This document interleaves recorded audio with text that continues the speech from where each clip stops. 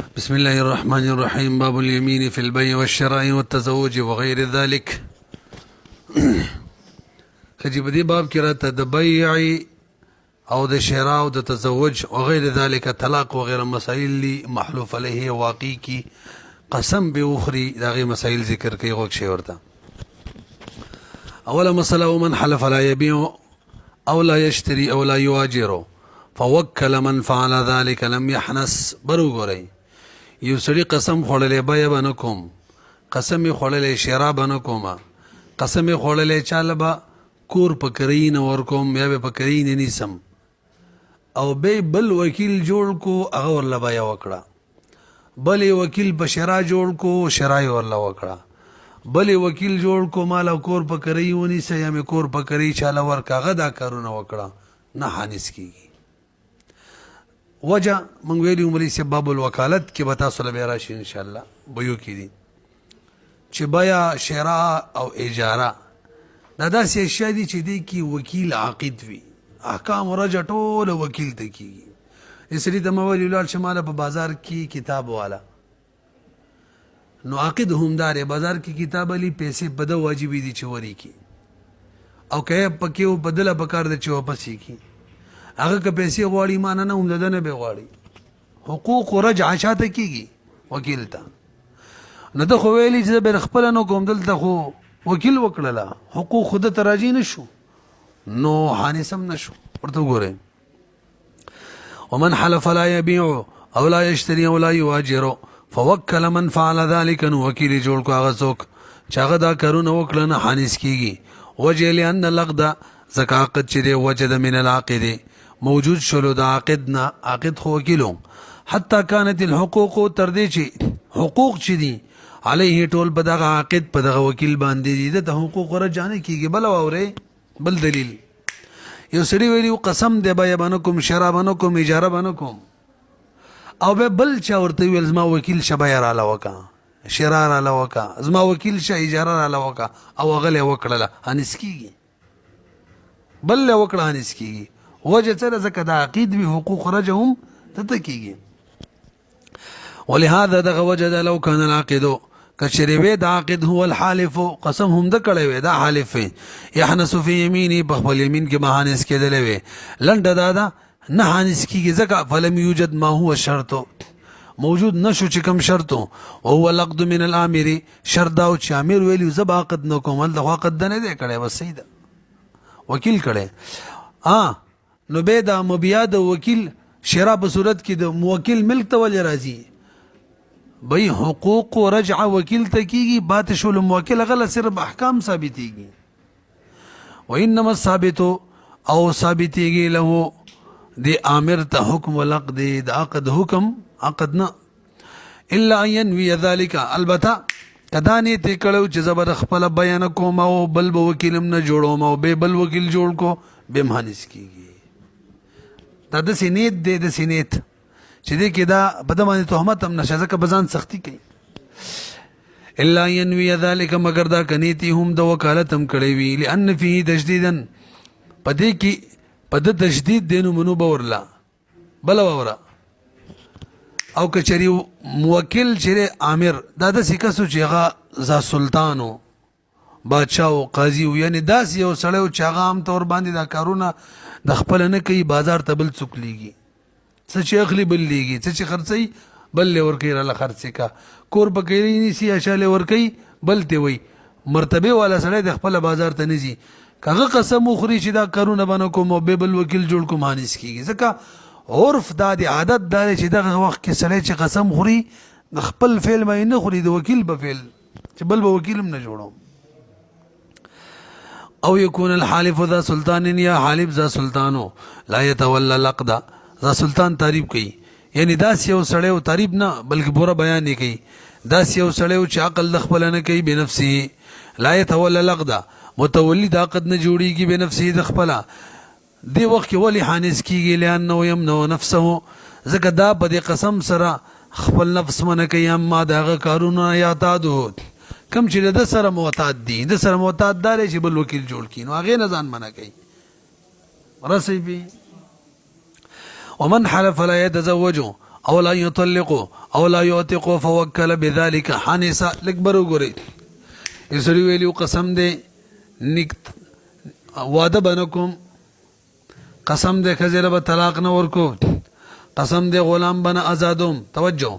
به بل ته ویل کلال شمال واده وکا ال کلال شخزل می طلاق ورکا ال کلال شزما غلام آزاد کا په دې صورتونو کې وکیل دا کارونه وکړه د حانس شو پیږي کنه پی وجه څه د مولوی صاحب توجه وکالت په باب کې بدل راشي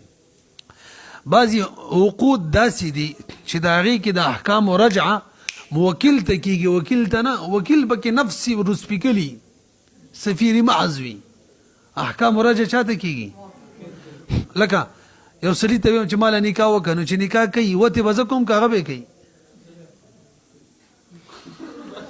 موکل به کوي مهر به په موکل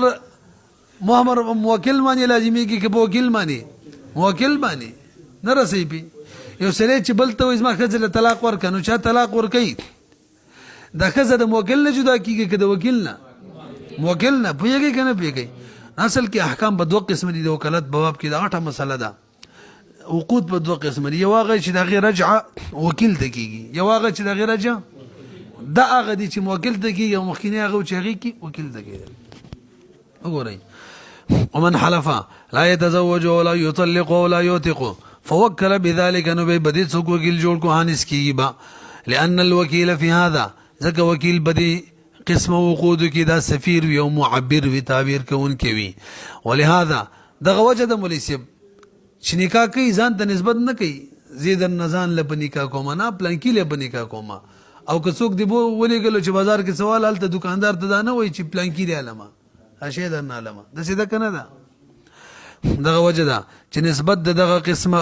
عقود نه کوي الی نفسي ځان ته بل الی الامر بلکې امر ته کوي وحقوق العقد ترجع الی الامر لا الیه لنډه ده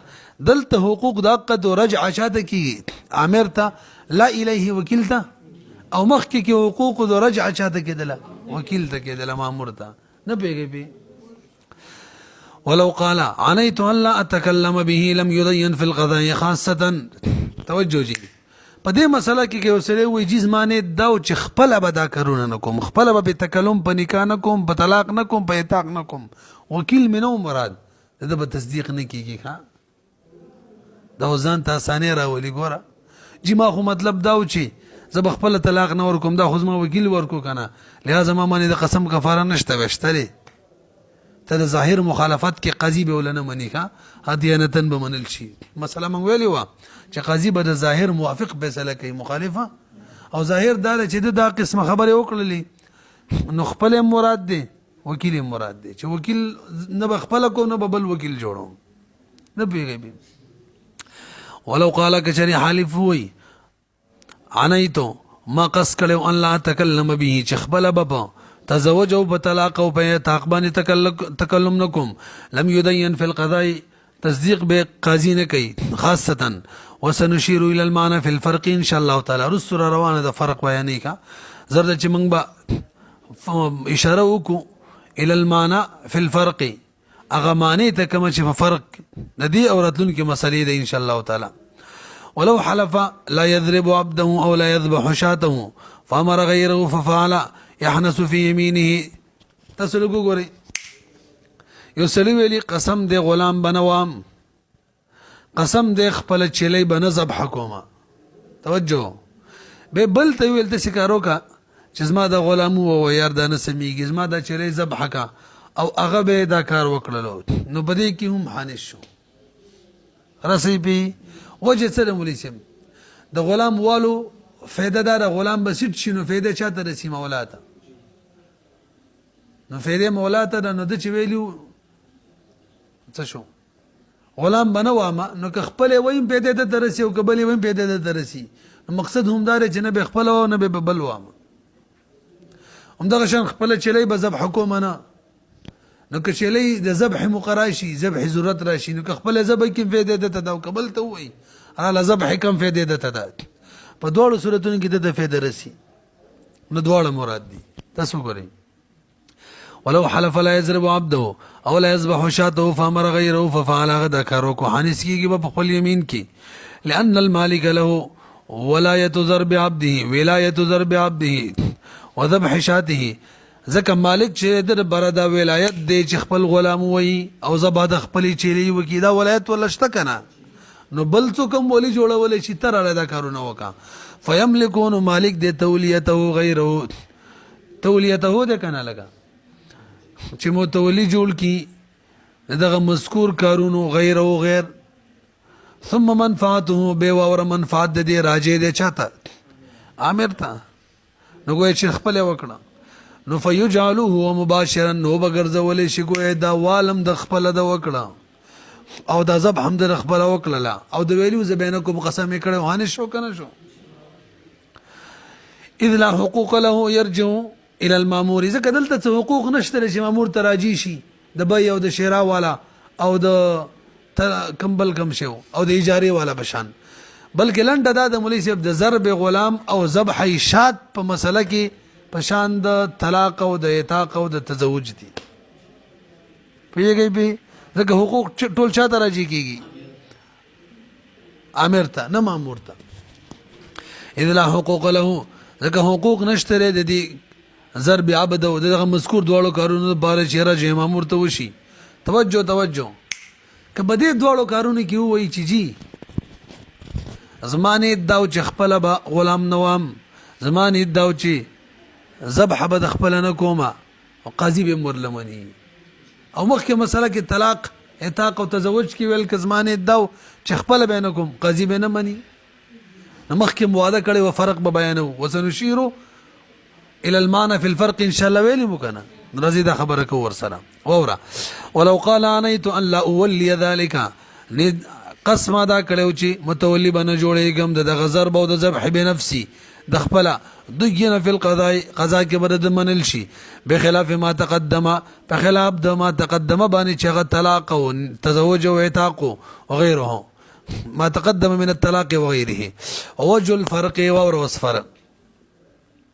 تاسو ما تلنګ متوجه شئ ولې سوي وقاعده ذهن کې نه وای په عام کې تخصیص کول چې دی د خلاف ظاهري ځکه عام قطعي او کتب کې تخصیص وکي به ځنی جوړيږي او شی ځنی جوړول دا د قطعین ځنی جوړول دا بیل شی دی بیل او بیل شی چې هغه د کلام د ظاهري معنی نه بیل نو خلاف ظاهري خوني درنه کوله کچي څو مسله می ویلا عام کې خلاف ظاهر دی بس اصلي مسله هم دا وجه ته عام مخ کې نه قضیه او کته تخصیص وکي څه وي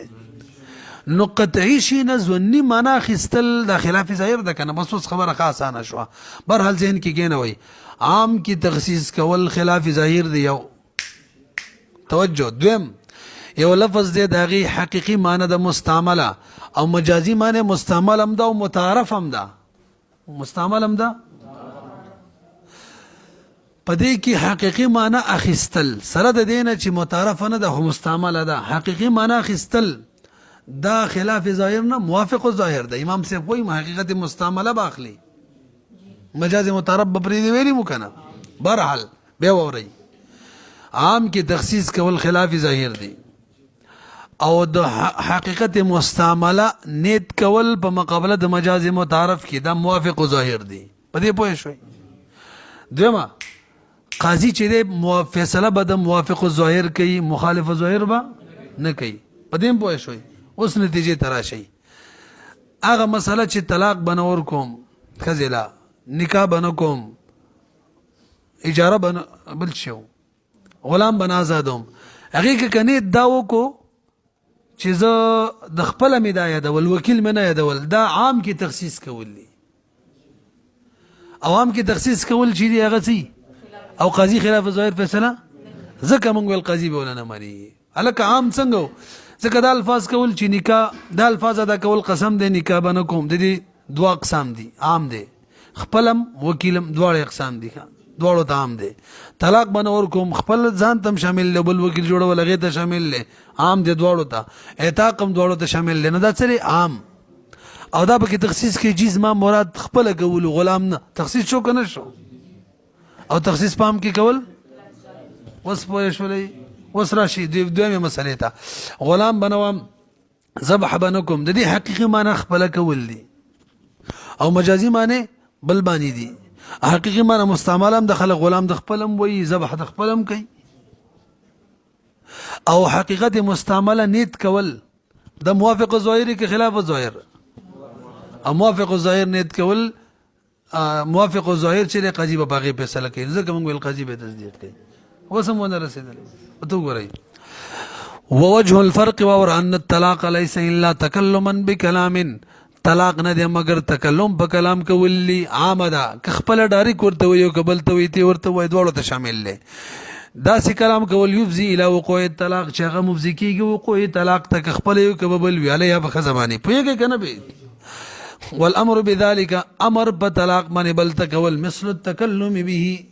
دا د شي لکه خپل به تکلم وکړو واللفظ لند دا چې طلاق بنور کوم شامل ينتظمهما عام د دوړو ته شامل خپلم او بل تمویل نفیدا نو التکلم به کله چې تکلم نیت پکې وکي جزما ځان مرادو نفقد نو الخصوص فی العام دنیتو کو د خاص په عام کې فیدین دیانتن بر تصدیق کیږي لا قضاء ان بن کیږي خلاف ظاهر د قاضي په سره نشي کولای اما الذبح والضرب فعل حسي دا خو فعل حسي دی یار حسي فعل دی وهل مالو سترګو باندې ښکاری کنه او دغه شان ذبح په سترګو ښکاری کنه حسي شی دی یعرف باثره بجندل کیږي په اثر باندې وهلو باندې ذبح باندې والنسبه الى الامر بالتسبيب مجازا توجه چې بل ته تر له ذبح وکا او به خلک ویل ک چا ذبح وکړه جی پلان کی امیر یادې حالانکه هغه د خپل نه کړي بل کړي نو ولی خلک د نسبت کوي مثلا ما زما غواده او ما دی جوهر ته ویل تیر له ذبح ک جوهر ذبح کړه نو خلک څه وایي ما خلک یې الک پلان کی ذبح وکړه نو ما کړی دا نو ولی ما ته نسبت کیږي مجازن کیږي څنګه چې سبب جوړ شو ما وته ویل ته ذبح کا خلم ده کنم ده نو سو ګورئ امر ته نسبت تاخو بالتسبيب سبب په وجه کیږي مجازن فاذا نو الفعل بنفسه کچرنیت د خپل فعل کو خپل ودا کار نه کو نو فقط نو الحقيقه به خو د حقیقت نیت کړي دي نو فيصدق ديانه وقضاء دوه قسمه به تصدیق کیږي نه پیږي ومن حلف لا يضرب ولده فامر انسانا فضربه ولم يحنس في يمينه الاكبر وګورئ یو سړي ویلي قسم دې زوی بنه وهم او به بل ته ویلال شزما زوی وه هغه وهلو نه هنس کی پوهیږئ به وجه څه ده د خو د خپل والیت کړیو او نیدي کړی خو بل والو نو به غلام کې والی هنس کېدلو یار وای جی غلام او زوی کې فرق دی کنه د غلام وهلو کې کم ادب په غلام کې راتل دی هغه فایده پلار د مولا ته ده نه رسي او زوی وهلو کې ادب په زوی کې چرازی نو پیدا هم زوی ته ده نو ګوي چی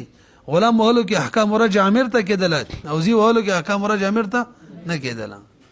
رسي به نه ګورئ ومن حلف لا يضرب ولده فامر انسان تمركو فضرب وهل نبحانس كيجي في يمينه ولأن منفعة ضرب الولد عائدة إليه شاترجكي ولد وهو التأدب والتثقف أغا أدب رد للدي والتثقف أو سيدكي دل داغا فلم ينسب فعله نسبت فعل بنكي إلى الآمر آمرتا چاته بکیږي فاعل ته بکیږي چاته چې ویلي دی وغه ته کیږي ادا مادام د مولوی صاحب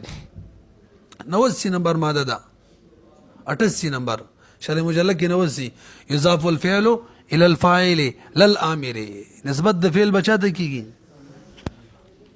فاعل ته نسبت د فعل بچاته کیږي امر ته ماده د ویل چې لکه د ازما زوی دی وهده وهلو نو چا چې ولو نسبت د فعل باغه ته کیږي چا والے پلان کی چا چې تا امر کړي هغه ته نسبت نه کیږي ها مالم یکن مجبرا ترڅو چې هغه مجبور نه یو که جبر په حکم وي او به وي به نسبت د فعل امر ته کیږي وګورئ فلم ينسب نب منسوب کیږي فعل د فاعل الى الامر امر ته بخلاف الامر بضرب العبد التلوب کو کنه فعل ټول امر تتللا لان منفعت د وهلو چې الاتمار بامر اخو تابعداري و د امر د امر هغه د امر تابعداري کوله نو نسبت د فعل الیهم امر ته کېدلو ومن قال لغيره ان بيت لك هذا الثوب فامراته طالق فلبس المحلوف عليه ثوبه في ثياب الحالف فباعه ولم يعلم لم يحنس الاكبر وګورئ ما دې سړي جوهر ته ویل قسم دې ک استاد پاره کپڑا خرڅه کم استاد پاره کا به داسې کار و چې ما سره کپړې وي خرڅملې وي ده داسې کار وکړو چې خپله کپړې پکې وردن نه کړله او ما خپلې کپړې خرڅولې هم پکې خرڅه شوله ده نه صاحب د هدیې وایي زه نه حانس کېږم بیا وورئ ما جوهر ته ویلي قسم دی چې ستا دپاره به کپړه نه خرڅوم بیا زما کپړې وې ما خرڅولې ده پکې خپله کپړه وردن نه کړه او خپلو کپړو سره مې د دا غم خرڅه کړه نه به حانس کېږم ځکه ما د ده دپاره خرڅه نه کړله که ما څه ویلي او که داسې مې ویلي قسم دی ستا کپړه به نه خرڅوم او بیا د خپله کپړه زما کپړو کې وردن نه کړه او ما خرڅې کړلې که ما ته پته وه او که نه وه حانس شوم ځکه هغه کپړه مې خرڅه کړه شرط موجود شو نه پوهېږئ بیا وګورئ ومن قال لغیري چا بل ته وویل ان بیت لکه کما ستا دپاره خرڅه کړله هذا الثوبه فامرأته طالق ښځه مې طلاقه فلبس المحلوف هلکه فلبس دی څه هغې کې فدس دی فدس او فلبس دواړه صحیح دي نو ګډه وډه کړه محلوف علیه جوهر صوبه کپړه خپله فی ثیاب الحالف کې زما په کپړو کې فباعوا ما به دا کپړې حالف خرڅ کړلې ولم یعلم پته ورته نه ونه حانس کېږي وجه سره مولوي صاحب بیت لکه دلته لکه په بیتو داخل دی اصل کې خرڅ به ستا دپاره نه کومه لأن حرف اللام چې دی دخل علی البیع فیقتضي تقاضا کوي اختصاصه به چې ستا دپاره به بیان کوم نه ته کړی که نه اوس خو ځان دپاره کړی هغه به خپله کپړه پټه ور داخله کړي دا به کله کېږي چې هغه دپاره یې خرڅ کړي هله به حانس کېږي اوس یې نه ده وذلک من یفعله بامره دا به هله چې دا بیه وکړي د هغه په امر باندې هلکه دا راله خرڅه کړه وایي سید الله خرڅومې او هله خرڅې کړي د هغه دپاره نو حانس شو نه رسېږي د هغه به امر یې وکړي اذ البیع یجري فیه النیابه بیې کې خو نیابت جاري کېږي بیې کې څه جاري کېږي نو ما ویل ستا دپاره کپړه نه خرڅوم دی ویل هو ما دپاره یې خرڅه کړه زه یې نایب شوم دغه لپاره مې خرڅه کړله اذ البیع یجري فیه النیابة ولم یوجد بهرحال دلته زه دغه نایب نه یم جوړ شوی دغه لپاره مې کپړه نه ده خرڅه کړې بخلاف ما اذا قال ها دا صورت دی ان بیت ثوبا لکه لکه د ثوب نه رستو کی یعنی په ثوب یې ور داخل کې ستا کپړه به نه خرڅومه حیثو حانسه حانس کېږي یحنسو دی که نه یحنسو حانس کېږي به اذا باع ثوبا کله چې خرڅه کړه مزه یو کپړه مملوک الله چې هغه د جوهر مملوک وي سواء برابر خبره ده کانه به امر هغه راته ویلي ورله خرڅې کا یا بغیر امره علم ما ته پته وه بذلک چې د کپړه پکې د اولم یعلم یې راته پته نه وه په هر صورت به څه حانس کېږم ځکه ما څه ویلي ستا کپړه دلته لکب صوب سره تعلق و ستا کپړه به نه خرڅوم خرڅه مې کړه که نه لأن حرف اللام چې دخل على العين دلته تعلق د چا سره دی عین صوب سره لأنه اقرب الیه ځکه د بیعنا لام چې دی کپړې ته نږدې دی بیت صوبا لکه لکه لام چاته صوب ته نږدې دی که بیتو ته صوب ته نو کپړه یادوي چې دا به نه خرڅومه فیقتضي اختصاص العین به نه تقاضا کوي چې عین د خاص شي جوهر پورې محلوب علیه پورې ستا کپړه دا به نه خرڅوم ورته خرڅه کړله وذلک بان یکون مملوکا له کپړه د ده پورې خاص وي دي مطلب دا چې د کپړه وي بیا یکون مملوکا له چې کپړه ملک د جوهر وي نو ما مطلب دا دی چې قسم دی هغه شی هغه کپړه چې تا پورې خاص ته یعنی ستا مملوکه دا به نه خرڅوم اوس مې خرڅه کړه ونظیر والصیاغه والخیاطه د دې نظیر څوک دی صیاغت او خیاطت دی صیاغت زرګری او خیاطت کپړې ګنډل الکه زه ته وایم قسم دی تا خو پښتو کې خو بیخي اسانه ده عربی کې لکه مخکې دی او کورست لانجه غي جوړه کړې ده عربی کې د سیتا سو ګوري بیت لک هذا ثوب نه مخکې دی او بیت هذا الثوب لک الته لک رستره فرق د سره راځي من پښتو کې خو بیخي اسانه ده الکه قسم د ستاره بار با کپړه نه رنگ کوما قسم دې ستا لپاره به کپړې نه ګنډم یو او دویم قسم دې ستا کپړه به نه رنګ کوم ستا کپړه به نه ګنډم دواړو کې فرق دی واضح هغه وګورئ وکل ما یجري فيه النیابه لنډه دا د کوم شیونو کې چې نیابت جاري کېږي هغه قشان حکم دی کله که مخکې نه حانس کېږي او کله که رستو یعنې د صوب نه که رستو بیا به حانس کېږي اگر صوب نه مخکې بیا به نه حانس کېږي وګورئ بخلاف الاكل والشرب په خلاف د اکل او شرب اکلت شربا لك طعاما لك او اکلت لك طعاما دواړو یو حکم دی ځکه دې کې نیابت نه جاری کیږي که مال بار خوراک وکا نو څوک چې خوراک وکي هغه ځان د بار وکړي بل بار نه کوي ته وزري ته وای چې لکه لال شمار بار خوراک وکا او وی کی مړیږي څوک چې وکي هغه کدي کې نیابت جاری کیږي پوهیږي به په خلاف دا کرو د شرب او د ضرب الغلام نه مراد غلام نه دی ښه ځکه هغه د امیر د بار وهل کیږي غلام نه مراد زوی دی غلام نه مراد اورا لانه لا يحتمل النيابه ذكر احتمال النيابه لري فلا يفتقر الحكم فيه في الوجهين نو فرق ناراضي د حکم بدې کې بدواړو صورتونه کې کله کمخ کې او ګرستو کې برحال بس جوړيږي حانس کېږي با پوهیږي کنه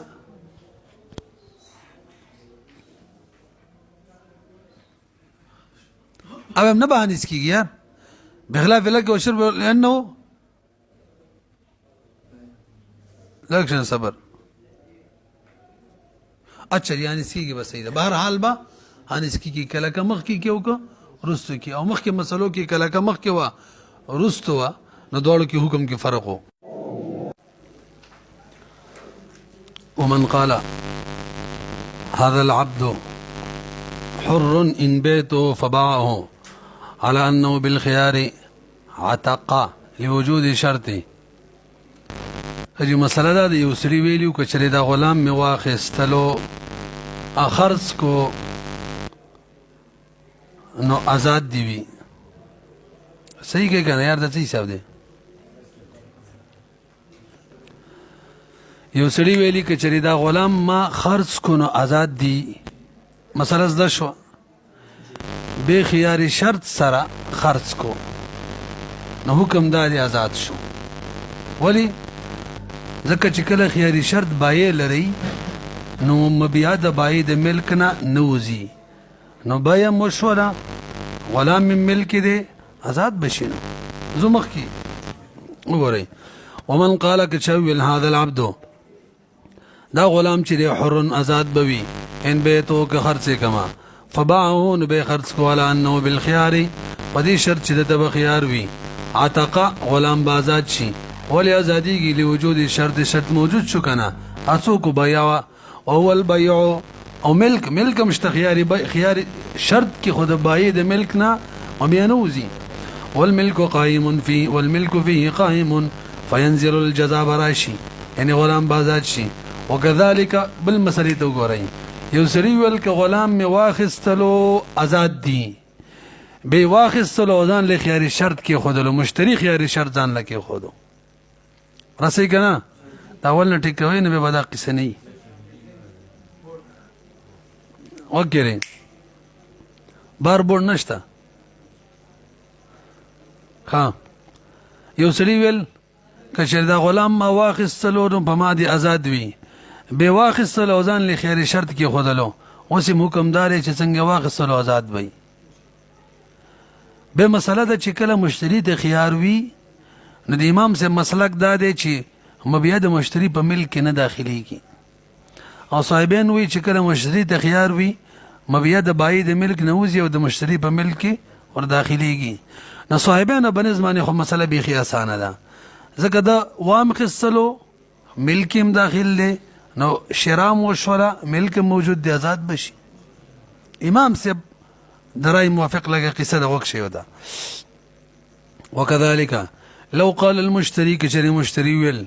ان اشتريته كشري دا غلام مواخستلو فهو حر آزاد دی فاشتراو بي واخستلو على انه بالخيار پدې شرط باندې چې د بخيار وي يعتق ايضا دلته مزاديږي ولي شرط موجود شو کنه لان الشرط قد تحقق شرط موجود شو المعلق بالشرط يجب ثبوته عند ثبوت الشرط يكسي نمبر ماده ده لأن الشرط قد تحقق وهو الشراء أو ملكهم قائم دي فيه بغلام کی وهذا على أصلهما ظاهر دا مسألة صاحبين دا أصل موافق بالکل برابر دا خد امام صاحب دا اصل سر سکے بلو گو رہی برا غلام بدال آزادی کی دا ملک خوراشی ملک نه دی راغلی نو څنګه آزادین امام صاحب وی چې دلته اقتضاء ملک ثابت دی ګوره چې کله مشتری ته مبيع کې خيار وي هغه په کې څه تصرف وکړي که نه نو هغې سره اقتضاً دلالتا دا ثابتېږي چې ما خیار ختم کو بس بیع تامه شوه لهذا زه مالک شوم نه پوهېږي زه د باندې کتاب خرڅ کړم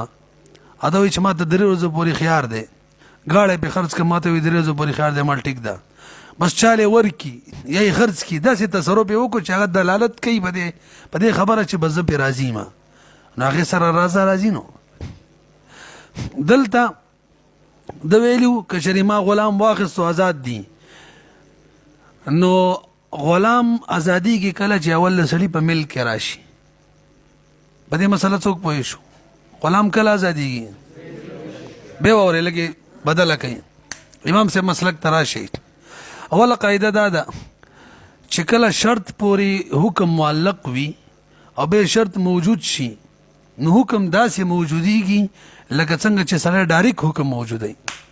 دې قاعده باندې څوک پوه شو یو سړی ښځې ته وایي ان دخلت الدار فانت طالق دخول دار په وخت کې د طلاق داسې راځي داسې ډایرکټ لکه څنګه چې ورته ډایرکټ وایي چې ته طلاق یې نه پوهېږئ پې او ښځه سړی چې کله غلام والي توجه او خیار شرط ځان له ایښي او بیا غلام ته وایي آزاد د دې مطلب څه دی چې اول مې خیار ختم کو مالک شوم او هغې نه پس آزاد ملک پکې اقتضان راځي که نه نو دقه شان معلق به شرط حکم بم وي خوانې در نه کو په وخت د شرط کې معلق به شرط داسې لکه چې ډایرکټ کي نه پوهېږئ پې او ډایرکټ او کله یو سړی وایي که غلام ما واخیستلو آزاد به یو سړی غلام والي ویم او ځان دپاره څه کي دي خیار او بیا څه وکړي غلام ته څه وایي زه ته آزاد یې د دې مطلب دا دی چې اول ملک رالی یعنې زما شو او هغې نه پس آزاده کم خیار او هغه مې څه کو ختم کو داسې ده که نه ده او معلق به شرط د شرط په وخت کې هم داسې هم داسې که نه لکه ډایرکټ شي نو چې کله د ویلو که غلام مې واخیستلو ما ته به خیار وي بیا به خیار شرط سره واخیستلو نو چې ګویا داسې ورته اوس ویل چې بس ته اوس آزاد یې نو خیار ختمیږي که نه اول ملک راځي خیار ختمیږي نو شرط چې موجود شوم ګویا چې اول خیار څه شو ختم شو ملک رالی اقتضا هغې نه پس آزاد شو امام صاحب بنس دغه پته نه لګي پوه شوي که نه پې وګورئ وکذا على اصله لان هذا الاتقاء دا عتق دی دا عتق چې دی بتعلیقه دا عتق په تعلیق سره دی کوام خستو آزاد بی تعلیق سره دی که نه اوس قاعده واوره والمعلق كالمنجز معلق په وخت د وجود د شرط کې داسې لکه منجز فی الحال ولو نجز العتق او په دې مسله کې که عتق ډایرکټ ورکړی وی نو یثبت الملک اول ملک راتللو سابقا ځکه عتق خو اول ملک غواړي که نه اقتضان اول ملک راتللو خیار ختمېدلو بیا آزادېدلو نو معلق هم دغه حکم دی چې واخیستلو خیار یې ختم کو ملک یې راوستلو بیا یې آزاد کو فکذا هذا دا به هم داسې وي ومن قال ان لم ابع هذا العبد وهذه الامة فامرأته طالق فاعتق او دبر طلقت امرأته لکبر وګورئ یو سړي ویل که چېرې دا غلام ما خرڅ نه کو یا دا وینځه مې خرڅه نه کړه نو ښځه مې طلاقه بیا دغه غلام یا دغه ښځه وینځه چې وه دا یې آزاد کړو یا یې مدبر کړه آزاد یې کړه اوس یې خرڅولی شي یا یې مدبر کو اوس یې خرڅولی شي او ده څه ویلو که خرڅ مې نه کو نه ښځه مې نو خرڅ یې نه کړو که نه لهذا ښځه به څه شي طلاقه وي یو سړي ویلي که دغه غلام ما خرڅ نه کو یا دغه وینځه مې خرڅه نه کړه نو ښځه مې طلاقه بیا دغه غلام آزاد کو او یا یې مدبر کو دغه وینځه آزاده کړه یا یې مدبره کړه نو ښځه یې طلاقه ځکه شرط موجود شولو نه خرڅول نشي خرڅولی ومن قال ان لم ابع هذا العبد هذه الامة فامرأته طالق فاعتق غلام یې آزاد کو او دبر یې مدبر کو طلقت امراته ښځې طلاقه ولې لأن شرط قد تحقق شرط متحقق شو کنه او عدم البيع ولې شرط متحقق شو د بیع مال ختم شو لفوات محلیة البيع واذا قالت المرأة لزوجها تزوجت علي یو سړي یوې ښځې سړي ته وویل خاوند ته تا په ما باندې بله ښځه کړې مړه دا څه غول دي خوړلي خدای خو دې غر کا هغه ورته وایي كل امرأة لي طالق ثلاثة څه به درته یم زما چې کومه ښځه مینو په 3 کړنو طلاقه اړه دې یخ شو ویاو سوال دا ښځه طلاقه شوه ده که مې ورته قسم ورکړی که نه په قضا کې وایي دا ښځه هم طلاقه شوه صاحب د قدرۍ وایي دا متن کې وایي پوه نه شولې پې قضاءً به دا ښځه هم طلاقوي ولې ده څه ویلي کل امرأه هره ښځه نو هره ښځه کې دا هم شامله ده عام لفظ یې ذکر کړی عام ټول افرادو ته شامل وي قطعي دا هم پکې ده لهذا طلاقه شوه وګورئ وإذا قالت المرأة لزوجها تزوجت علي فقال خاوند ورته وی كل امرأة لي هر ښځه چې ما د باروي بس طلاقه ثلاثا درې طلقت هذه التي هم دا به هم طلاقوي حلفته چې دې کومې چې قسم ورکړی و خاوند ته فی القضا به دا هم طلاقوي امام ابو یوسف رحم الله فرمایي چې دا ښځه نه ده طلاقه د دې نه علاوه چې یا به طلاقي وجه څه ده وایي د دې سړي کلام چې دی دا به موافق د ښځې د سوال وي د ښځې سوال دا دی چې زما نه غیر کومې ښځې دي طلاق یې کړ نو سړی چې وایي کل امرأة صحیح ده الفاظ عامه دي ښه خو چې کله الفاظ عامه په جواب د سوال کې واقع شي موږ حسامي کې ویلیو نو بیا به خاص وي سوال پورې به خاص وي هلکه نه پوهېږئ پې تعال تغدي معي ویلي مو که نه هغه ورته وایي که ما تغدي وکړه نو ښځه مې طلاقه نو صرف دا به ترې مراد وي فی الحال که روسې وکړه نه به وي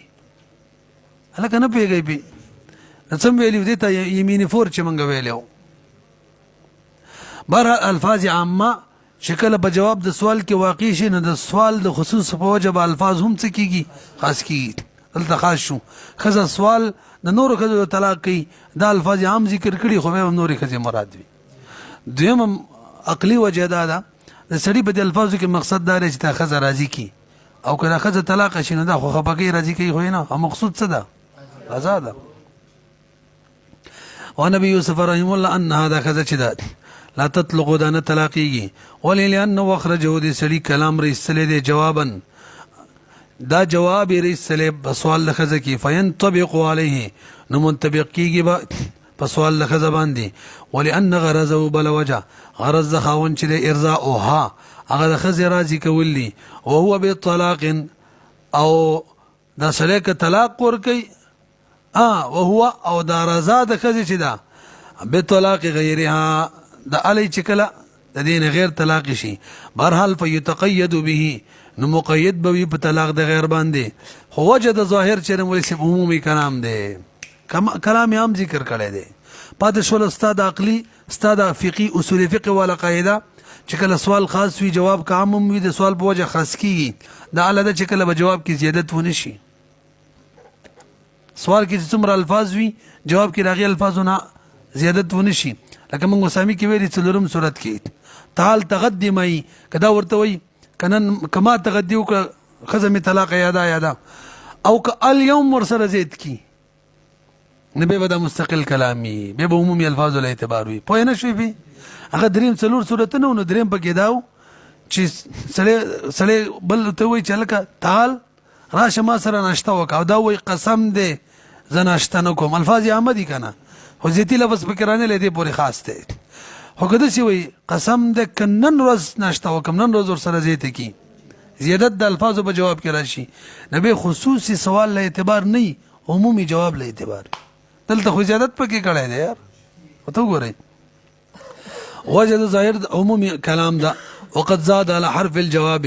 دویم دا په حرف الجواب کې زیادت راغلی په حرف الجواب باندې جواب صرف د سوال موافق نه دی کړی زیادت هم پکې دی فیجعلون دا او بګرځولی شي مبتدان نوی کلام بشي وقد یکون تاسو پوه شوئ که نه امام یوسف رحم الله دویم عقلي وجه دا بیان کړی و چې مقصد خو یې دا دی چې ښځه راضي کړي او دلته ښځه خفه کېږي داسې وه وایي ګوره کله کله مقصد د سړي دا یي ښځې ته ضرر ورسول ولې ښځې غوسه کړی دی چې یو جایز کار پې منع کوي دویمه ښځه خو جایز ده او ښځه ورته وایي دا مه کوه نو غوسې کې غواړي چې هغې ته ضرر ورکړي ضرر هم په دې کې دی چې دا هم طلاقه کړي کله مقصود دا هم وي وقد یکون غرض کله کله غرض د دې ایحاشها هغه د دې وحشت کې اچول وي د دې ښځې ولې وحشت کې اچوي خفه کوي حینا تردد په هغه وخت کې چې دې ښځې اعتراض وکړو په دې خاوند باندې فیما په هغه مسله کې احل و شرو چې کومه شرع حلاله کړې وه دې خاوند ته بهرحال شک شو شک چې مقید دی کنه دی شک شو او قید په شکونو نه راځي لہذا عام دی وما تردد کله چې تردد پیدا شو لا يصلح د کلام صلاحیت لري چې د دې مقید شي ها کنه ته د دې خزې نه غیر د نورو خزو کړو بس صحیح د دیانتن عمدغه شانده دانه طلاقی قزان بهر حال طلاقی قضا خو په ظاهر معنی کیږي وان وغيرها يصدق ديانه لا قضان قزان ذکر تصدیق نه کوي خلاف ظاهر د پرونم درس کې ویلو کنه چې کله بلکې نه درس ته نه درس کې تیر شوی عام کې تخصیص کول خلاف ظاهری لا لانه تخصیص العام ذکر تخصیص عام د خلاف ظاهر دی